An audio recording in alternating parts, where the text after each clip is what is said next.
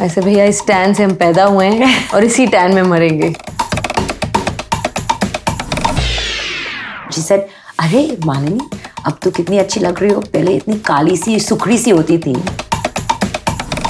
People would say, are you really a lesbian? Because you totally look like a lesbian. And the us and them is not men versus women. Hi, I'm Malini and welcome to another episode of The Girl Tribe. I have been such an admirer of Nandita Das for my entire career and childhood as well. Of course, you know her as a fantastic actress. She's now making movies, directing films. And I think one of the biggest ways and most meaningful for me have been about helping women get past this concept of having to have the perfect fair skin. And it's just crazy. And I think you are literally one of the few people who ever become said, the face of it by default. But I guess you always said something about it. And I remember reading that you said once you were on the cover of a magazine and they had lightened you so much that you looked green. You know? No, I looked almost white. Yeah. And the article was about Dark is Beautiful. So that was the funny part. That's just so, that they wrote all that and then they photoshopped me and made me all light-skinned. And they probably thought they were doing me a favor. Because often the makeup artists used to come, when I used to act. The 5 shades. Don't worry, I'll make it very naturally, like 5 shades. And I said, that's my worry. Can you keep it this skin? Yeah. In fact, when I go enter a store which has creams, they would always say, "Isse madam tan nikal jayega."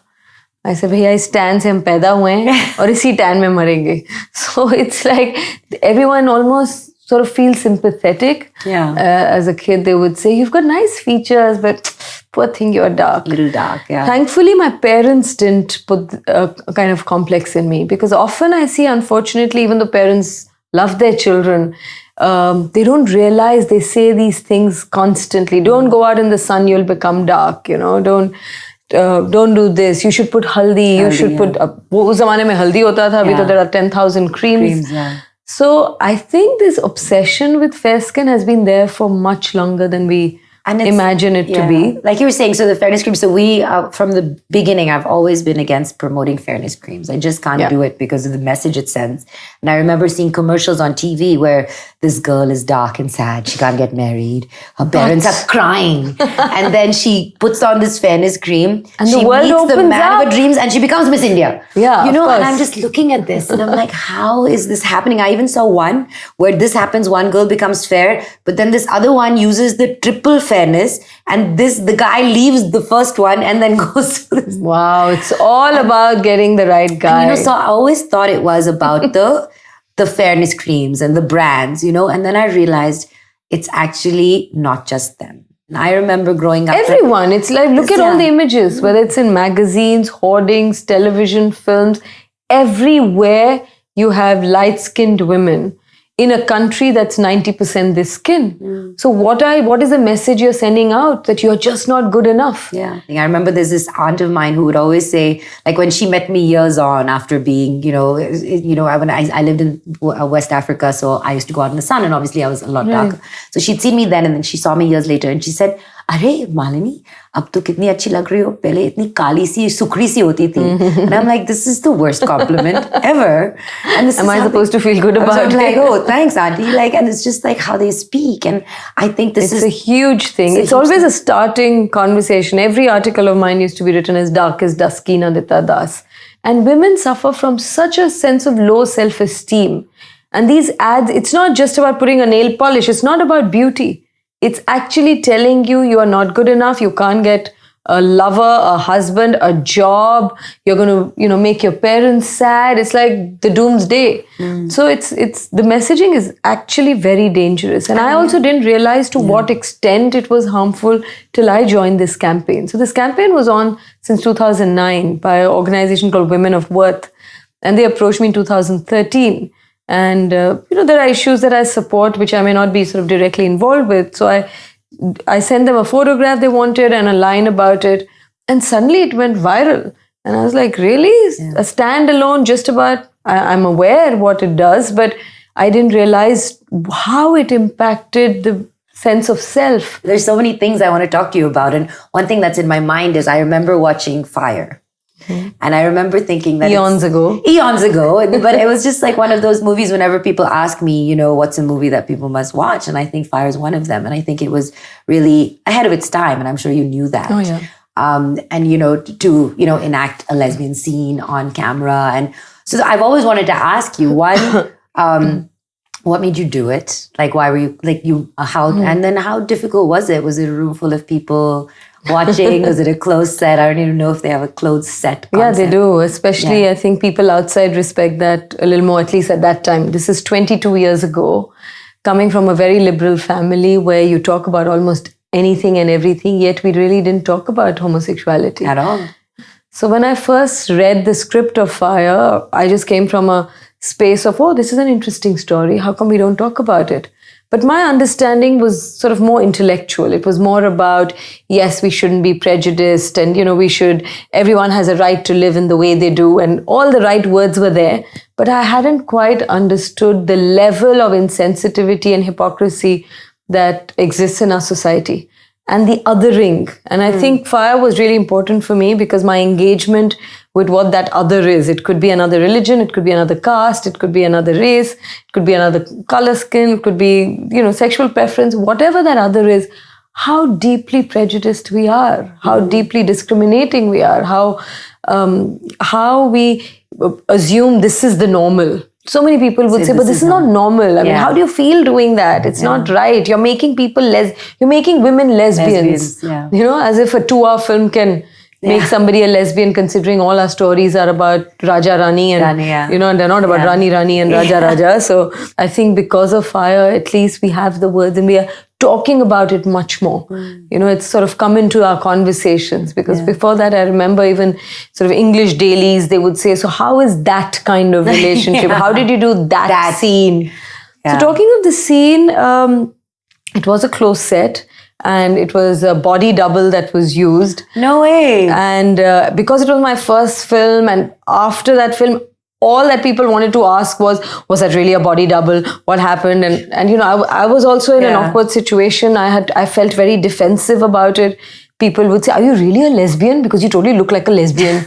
I'm like, what do lesbians look like? Compliment. That meant I did the role really well. Yeah, but that time I used to, because my own understanding was limited, I would say, no, I'm not a lesbian. You don't have to be a lesbian to do a role like that. I mean, now if someone asks me, I'm like, that's none of your concern. You know? So I don't feel a need to justify it as much. What we were also discussing earlier was I tried to start something called positive masculinity because I feel so strongly about, there's so many men in our lives, you know, from my husband to my brother-in-law to friends I have, and they get it, you know. And, you know, for instance, my husband and I, we work together and he's the CEO of my company. And his Instagram handle says Mr. to MissMalini, and I'm okay with that.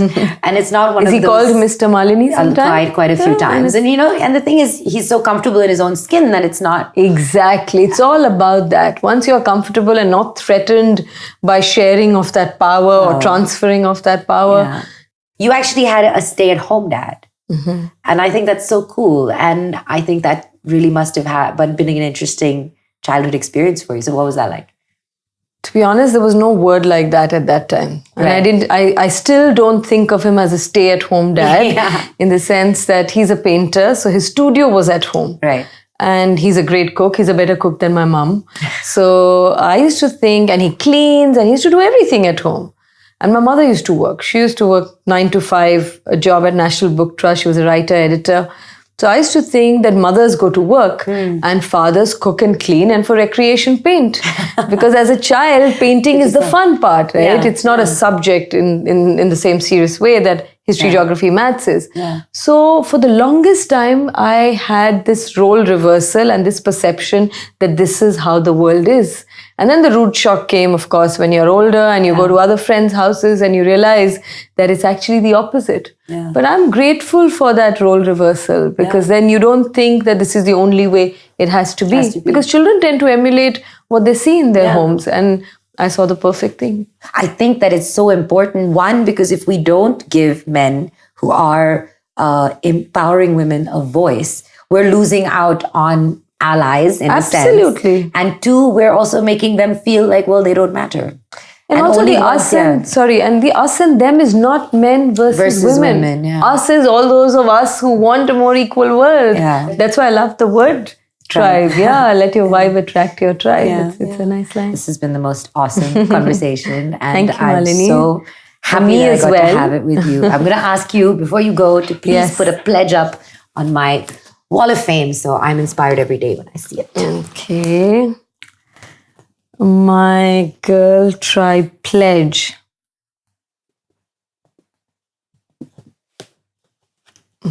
So this is my pledge. Do I have to show my photo in case you don't recognize me? I want to keep finding ways to tell our stories. I love that. And I love that You do that too with your show. And I love that it's our stories because it's men and women. Absolutely. Yeah. That's why I said we have to change our them and us. Yes. Us is all of those of us who want to be part of that change that we want to see in the world. That's Gandhi's quote, and it's a very powerful one. It is a very powerful one. Please pin this on my wall. So, yes. Oops, I've just dropped myself.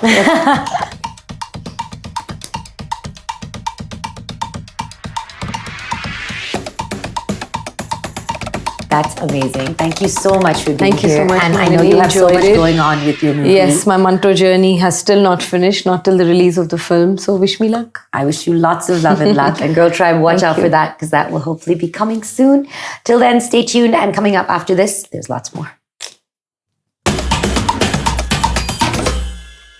Today, I want to share with you the story of a girl warrior whose life journey will take you on an emotional roller coaster and melt your heart. The inspirational story of Stuti Singh. Stuti had a happy childhood. She had loving parents, a caring brother, and everything a little girl could dream of while growing up.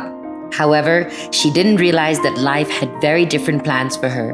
From the age of 15, Stuti discovered that she was about to face more challenges and trauma than most people do in a lifetime.